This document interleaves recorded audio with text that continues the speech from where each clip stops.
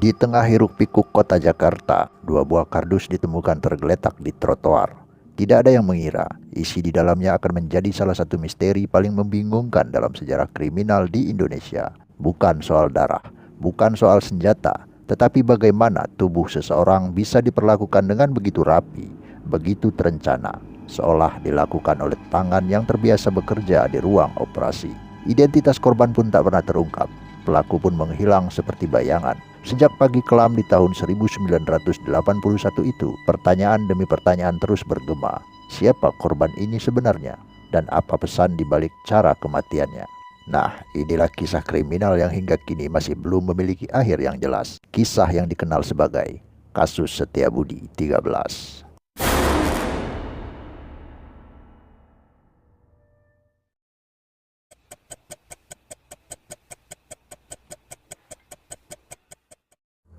Pagi itu, dua buah kardus besar tergeletak di trotoar Jalan Jenderal Sudirman, persis di perempatan Setiabudi, Jakarta Selatan. Awalnya, orang-orang mengabaikan benda itu dan menganggapnya seonggok sampah. Tetapi ketika seorang sapam dan seorang pemulung mencoba memindahkannya, bau busuk tiba-tiba menyeruak begitu saja. Mereka pun mulai curiga jika di dalam kardus tersebut terdapat sesuatu yang tidak wajar. Perlahan kardus itu dibuka, dan disinilah kengerian itu dimulai.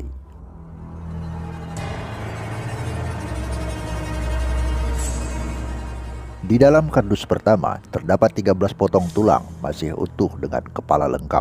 Di dalam kardus kedua lebih mengerikan, hampir 180 potong daging dan organ dalam seperti paru-paru, limpa, hati, dan usus tersusun rapi di dalamnya. Semuanya dibungkus plastik dan koran bekas. Penemuan mengerikan itu membuat warga Jakarta gempar. Headline koran-koran ibu kota mengangkat berita yang sama.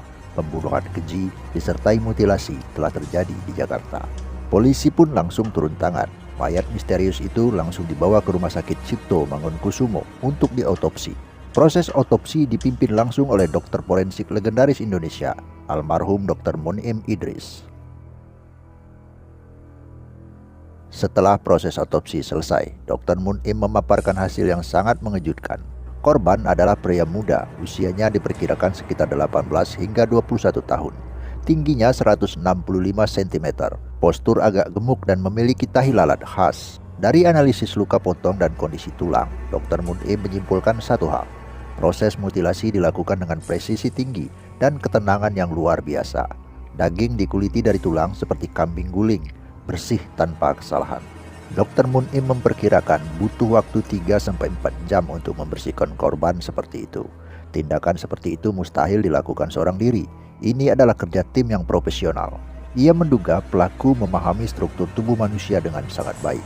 Dugaan mengarah pada seseorang dengan latar belakang medis, keahlian teknis, atau bahkan pelatihan tertentu.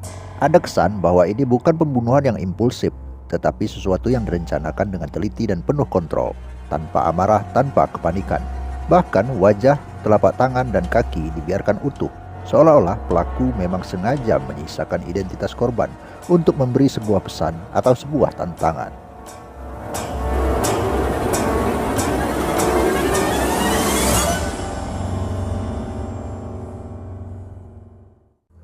Setelah hasil otopsi dipublikasikan, lalu gambaran korban pun mulai disebarkan. Masyarakat diminta melapor jika kehilangan anggota keluarganya. Foto wajah korban terpampang dengan jelas. Pihak kepolisian berharap identitas lelaki misterius tersebut segera terungkap agar proses penyelidikan lebih mudah dilakukan. Tetapi setelah beberapa hari berlalu, tidak satupun laporan orang hilang yang cocok dengan ciri-ciri korban. Bahkan setelah ratusan orang datang ke kantor polisi dan mengaku kehilangan anak, saudara, atau kerabat mereka, identitas korban tetap saja tidak terungkap. Sepanjang proses penyelidikan dilakukan, ada beberapa petunjuk yang berhasil ditemukan. Pertama, plastik pembungkus berasal dari toko di Pasar Baru. Kardus yang digunakan sebelumnya adalah wadah untuk buku-buku impor. Dan beberapa lembar koran bekas tertanggal 19 Agustus 1981. Namun sayangnya, penyelidikan terhadap sumber-sumber ini tidak menghasilkan informasi yang mengarah pada pelaku. Semua terhenti di jalan buntu. Tidak ada petunjuk memadai yang bisa mengungkap kasus ini. Teknologi forensik saat itu pun sangat terbatas. Tidak ada saksi, tidak ada alat bukti digital. Di era tanpa CCTV dan rekaman suara, misteri ini semakin sulit dipahami. Pihak kepolisian sengaja menyimpan bagian penting tubuh korban di laboratorium khusus untuk diidentifikasi lebih lanjut. Namun tetap saja, mayat lelaki misterius itu tak kunjung bisa dikenali.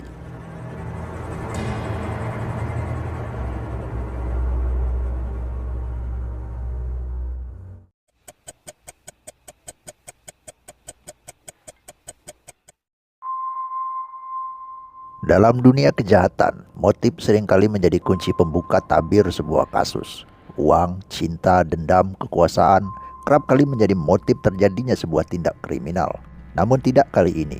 Dalam kasus Setiabudi 13 ini, tidak ada barang berharga yang hilang, tidak ada penganiayaan berlebihan. Tubuh korban diperlakukan dengan tenang, bukan dengan kebencian yang brutal.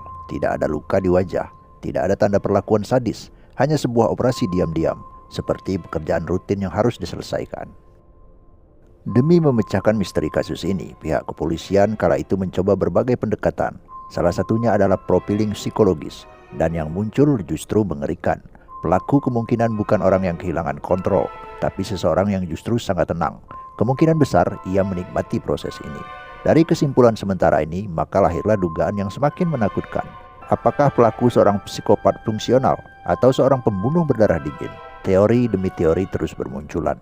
Ada yang percaya ini adalah pembunuhan ritual, berkaitan dengan ilmu hitam atau kultus tertentu.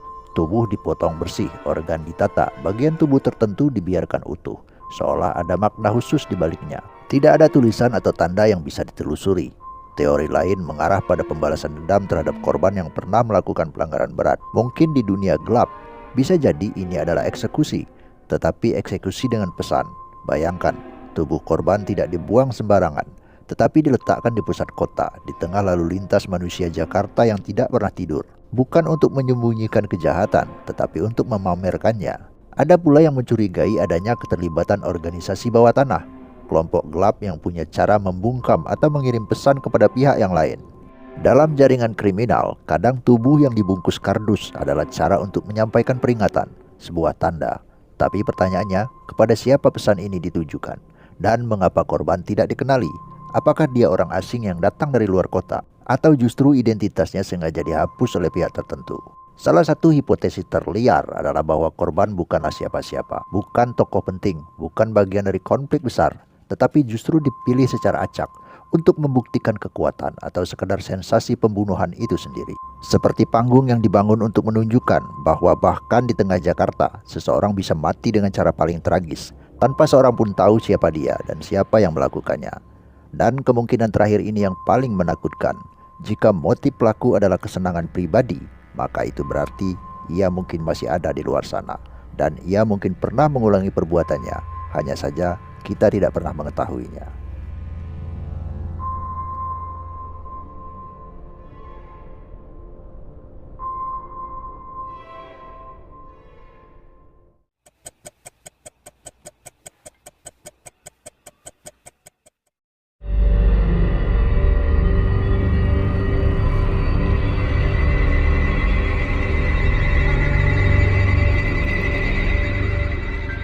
Setiap penyidik yang pernah menyentuh kasus ini mengaku meninggalkannya dengan perasaan frustasi, terlalu rapi, terlalu sepi, terlalu dalam. Kasus Setiabudi 13 adalah luka terbuka dalam sejarah kepolisian Indonesia. Meski sudah lebih dari 4 dekade berlalu, arsip kasus ini masih menjadi pelajaran wajib di lingkungan akademi kepolisian. Tidak hanya karena keunikannya, tetapi karena ia menunjukkan bahwa tidak semua kejahatan bisa diselesaikan dengan logika dan prosedur. Para penyidik di tahun 1981 hingga akhir dekade 90-an bekerja keras. Mereka menyisir toko-toko plastik dan koran bekas. Mereka memeriksa penjual kardus bekas di seluruh Jakarta. Ratusan orang diperiksa. Wajah korban bahkan sempat digambar ulang dan dipasang di halte, stasiun, hingga koran-koran nasional. Tapi hasilnya tetap nihil. Setelah bertahun-tahun, kasus ini dinyatakan masuk kategori cold case. Tidak aktif, tidak tertutup, tetapi menunggu mukjizat bukti baru.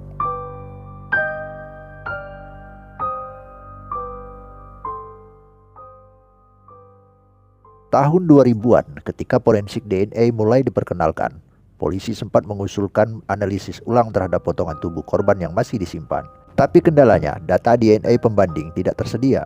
Tanpa kerabat, tanpa nama, tanpa catatan sidik jari, identitas korban tetap menjadi tembok besar yang menghalangi semua arah investigasi. Menyingkap kejahatan tanpa identitas korban seperti menyusun teka-teki tanpa gambar, sungguh mustahil dilakukan. Dan pada akhirnya, kasus Setiabudi 13 hanya menjadi dongeng kriminal yang beredar di ruang-ruang gelap. Dibisikkan oleh para jurnalis investigasi, dicatat oleh mahasiswa hukum, dibicarakan dengan suara pelan oleh para polisi yang sudah pensiun. Semuanya memiliki teori, namun tidak satupun teori yang mampu menjamin sebuah kebenaran.